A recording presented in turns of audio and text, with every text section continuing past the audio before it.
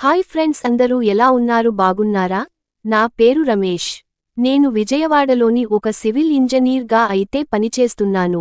ఇంకా నా వయసు వచ్చేసి 28 సంవత్సరాలు. నేను తూర్పుగోదావరి జిల్లాలోని పిఠాపురం ప్రాంతానికి చెందినవాడిని. అయితే ఇప్పుడు నేను చెప్పబోయే ఈ కథ వచ్చేసి నాకు మరియు నేను ఉద్యోగం చేస్తున్న చోట వాచ్మెన్గా పనిచేస్తున్న రత్తయ్య కూతురికి మధ్య జరిగిన ఒక రియల్ కథ. ఇంకా అసలు కథలోకి వెళితే, నేను బీటెక్ కంప్లీట్ చేసిన తర్వాత నాకు ఒక కన్స్ట్రక్షన్ కంపెనీలో ఉద్యోగం అయితే వచ్చింది. ఆ కన్స్ట్రక్షన్ వర్క్లో అందులోని సివిల్ ఫీల్డ్ అంటే ఆడవాళ్లు మాత్రం అస్సలు ఉండరు. కాబట్టి ఎప్పుడు చూసిన నా చుట్టూరా మీసాలు గడ్డాలు మాత్రమే ఉంటూ ఆ మగమహారాజుల మధ్యనే నా జీవితం చాలా చప్పగా సాగిపోతూ ఉన్న రోజులవి. అయితే ఒక రోజు నేను అర్జెంటుగా నా వర్క్ పని మీద వైజాగ్కు అయితే వెళ్లవలసి వచ్చింది. ఇంకా ఆ వైజాగ్లోనే మా బిల్డింగ్ కన్స్ట్రక్షన్ పని జరుగుతూ ఉండగా ఆ బిల్డింగ్కు వాచ్మెన్ అవసరమని భావించిన నేను కాంట్రాక్టర్తో మాట్లాడి ఒక ఫ్యామిలీని వాచ్మెన్ పనికి అయితే కుదుర్చుకున్నాము. ఇంకా వాళ్ల ఫ్యామిలీలో మొత్తం 3 కుటుంబ సభ్యులు అయితే ఉండేవారు. వారే వాచ్మెన్ రత్తయ్య, అతని భార్య అయిన లక్ష్మమ్మ, అలాగే అతని కూతురు అయిన సుధా. వీళ్ల 3 అక్కడే ఉంటూ ఆ బిల్డింగ్కి కాపలా కాస్తూ ఉండేవారు.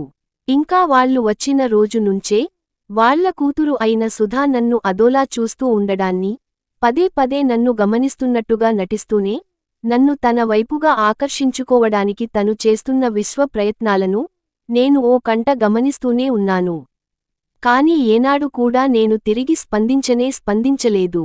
ఇది ఇలా ఉండగా ఒక రోజు మా వాచ్మెన్ అయిన రత్తయ్య నా దగ్గరకు వచ్చి, మీ దగ్గర ఏదైనా పని ఉంటే నా బిడ్డకు ఇప్పించండి అయ్యా, ఏ పనైనా పరవాలేదు చేసుకుంటుంది అని నన్ను బ్రతిమలాడటంతో బాగా జాలిపడిన నేను వెంటనే మా కాంట్రాక్టర్కి చెప్పి ఆ రత్తయ్య కూతురిని హెల్పర్గా అయితే జాయిన్ చేశాను.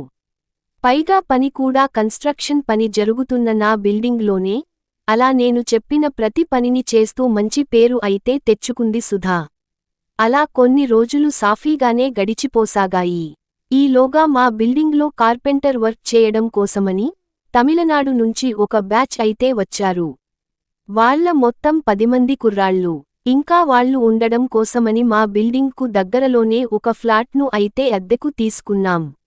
దాంతో వాళ్లు కూడా ప్రతిరోజు వాళ్ల పనిని చాలా హ్యాపీగా అయితే చేసుకునేవారు. అయితే మేం పని చేసేది వర్షాకాలం కావడంతో మాకు పెద్దగా పని అయితే ఉండేది కాదు. దాంతో ఒకరోజు కార్పెంటర్ కుర్రాళ్లు ఉంటున్న ఫ్లాట్ను క్లీన్ చేయడం కోసమని మా వాచ్మెన్ కూతురైన సుధా వాళ్ల ఫ్లాట్కు బయలుదేరుతూ ఉండగా ఈలోగా ఉన్నట్టుండి ఒక్కసారిగా బోరున వర్షం కురవడం మొదలవడంతో నేను తనని నా బైక్ మీద ఎక్కించుకుని ఆ ఫ్లాట్ దగ్గర అయితే డ్రాప్ చేశాను. ఈలోగా వర్షం మరింత ఎక్కువ కావడంతో నేను కూడా పూర్తిగా తడిచిపోయి ఇంకా అక్కడ నుంచి ఎటు కదలడానికి వీలు లేక అక్కడే తనతోనే ఉండిపోవాల్సిన పరిస్థితి అయితే ఏర్పడింది. అయితే ఈలోగా సుధ మాత్రం తన క్లీనింగ్ పనిని మొదలుపెట్టి తన పనిని తాను చేసుకుంటూ ఉంది.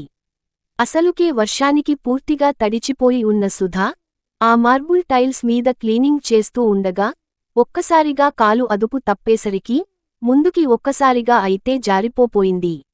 దాంతో సరైన సమయంలో అది గమనించిన నేను తనని కింద పడిపోకుండా అయితే గట్టిగా పట్టుకున్నాను. దాంతో సుధా నా వైపు తుంటరి చూపులను చూస్తూ థాంక్యూ సార్ అంటూ తన చిలిపి మందహాసాన్ని నా కళ్లల్లోకి కైపుగా అయితే వదలసాగింది. వీడు ఇంకెంతకాలం నా గుప్పెట్లో నుంచి చేప పిల్లల జారుకుంటాడో ఏంటో అని తన మనసులో భావించిందో ఏమో తెలియదు కాని ఉన్నట్టుండి ఒక్కసారిగా నాపై తన ముద్దుల ప్రతాపాన్ని విచ్చలవిడిగా చూపించడమే కాకుండా నన్ను తన కౌగిలిలో పూర్తిగా బంధించసాగింది.